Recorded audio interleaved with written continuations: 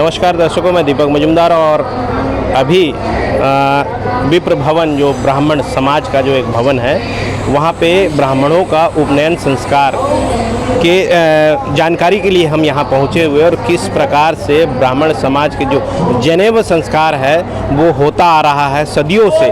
और ब्राह्मण समाज जो है तमाम समाजों के उत्कृष्ट समाज में से माना जाता है और इनके जो संस्कार हैं किस प्रकार से हैं वो जो 4 प्रकार के जो विधियां होती है उसके माध्यम से ये जनेऊ संस्कार संपन्न होता है, उसका एक छोटा सा दृश्य और छोटी सी झलकी आपको दिखाने की कोशिश कर रहा हूँ। दर्शकों, मैं कैमरामैन साथी से कहूँगा कि वो आए भीतर में किस प्रकार का जो माहौल है यहाँ पे पूरे ब्राह्मण समाज के लोग यहाँ पे एकत्र हुए हैं। और ये जो आपको सबसे पहले वहाँ आपको ये जो आयोजक समितियाँ हैं उनके सारे सदस्य जो यहाँ पे बैठ कर के आपसी तालमेल बना करके किस प्रकार से कार्यक्रम को संपन्न कराने की जो गतिविधियां हैं वो हो रही है। और यहाँ पे ये सारे जो समाज के वरिष्ठ लोग जो है यहाँ पे बैठे हुए हैं, वरिष्ठ बुजुर्ग हैं, यहाँ पे युवा लोग भी हैं और समाज को किस प्रकार से जो है दिशा देने का जो काम कर रहे हैं। और जिस झलकी की मैं बात कर रहा था, इस भवन के अंदर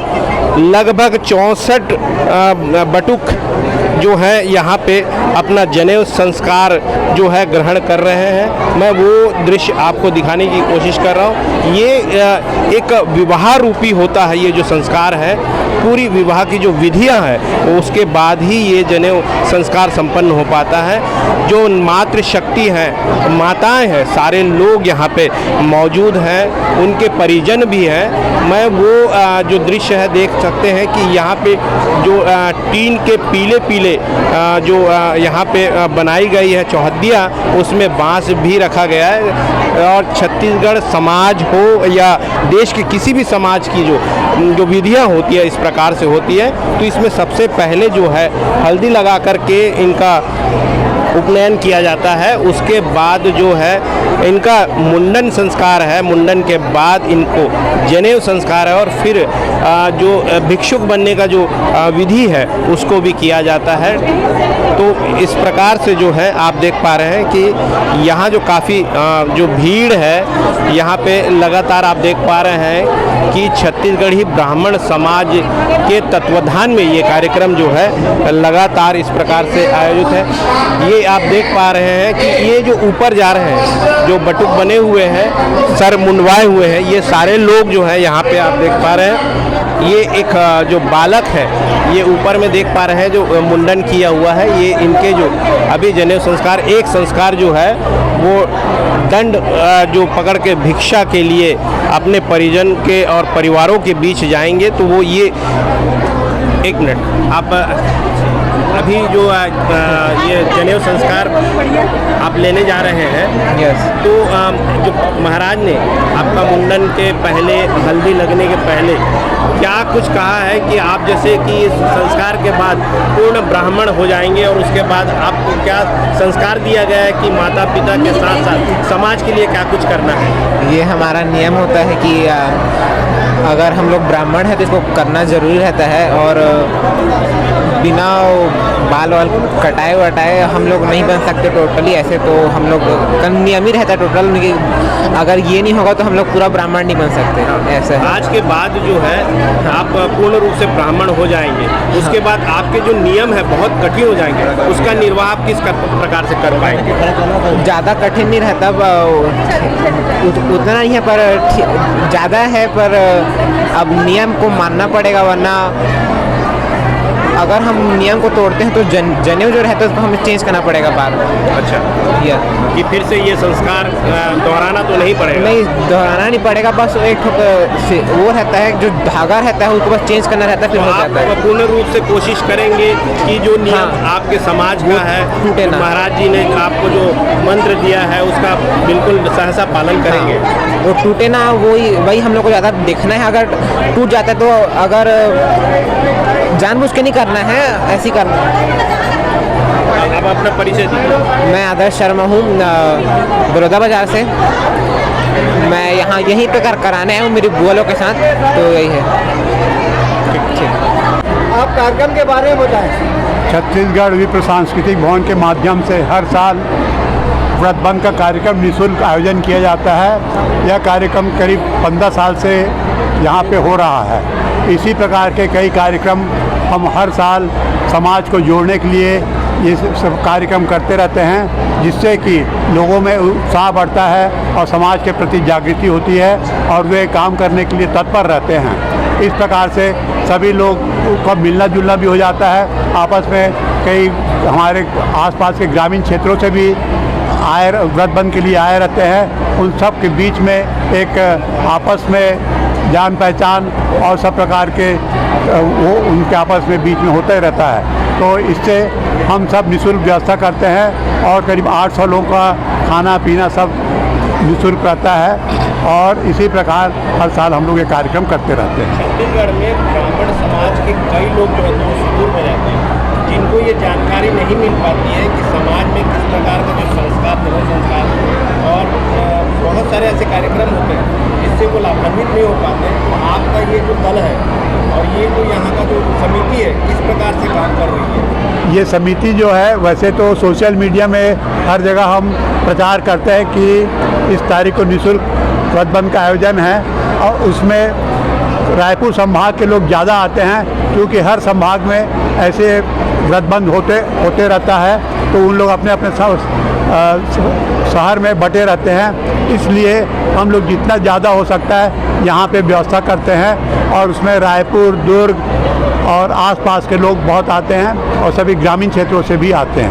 नगर समिति द्वारा कितने बालकों का उपनयन संस्कार रहा है? वर्तमान में 63 लोगों का निःशुल्क आयोजन किया गया है व्रत बंद का और हर साल इसी प्रकार 51, 63 जितने भी आते हैं उनको को हम मना नहीं करते, उनका हमेशा उनको इस आयोजन में शामिल करते हैं।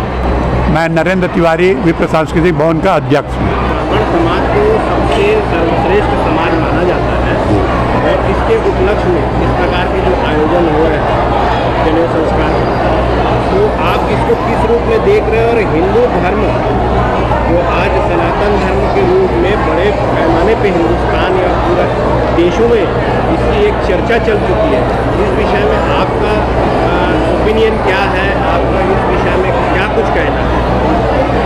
इस विषय में खासकर हमारे हिंदू समाज, उसमें भी ब्राह्मण वर्ण के लिए जो 16 संस्कार होते हैं, उस 16 संस्कारों में से एक उपनयन संस्कार बहुत ही उत्तम संस्कार है। जन्मना जायते शूद्रः कर्मणा विद्यते। जन्म से मनुष्य शूद्र होता है पर अपने कर्मों के कारण उपनयन संस्कार के कारण वो ब्राह्मण कहलाता है ना भाई। तो इसलिए यदि हम अपना संस्कार छोड़ दें तो दूसरों में हम में कुछ अंतर नहीं रहेगा। इसलिए हमें ज़रूरी है कि हम इन 16 संस्कारों में से जितने जो संस्कार है, उपनयन संस्कार विशेषकर ब्राह्मणत्व के लिए उपनयन संस्कार अत्यंत आवश्यक है। ये विधि जो आप करते हैं जी, इस विधि के बाद जो बालक बटुकनाथ बनते हैं जी और जनेऊ संस्कार होता है जी, तो उसके बाद क्या विशेष इनके लिए नियम होता है?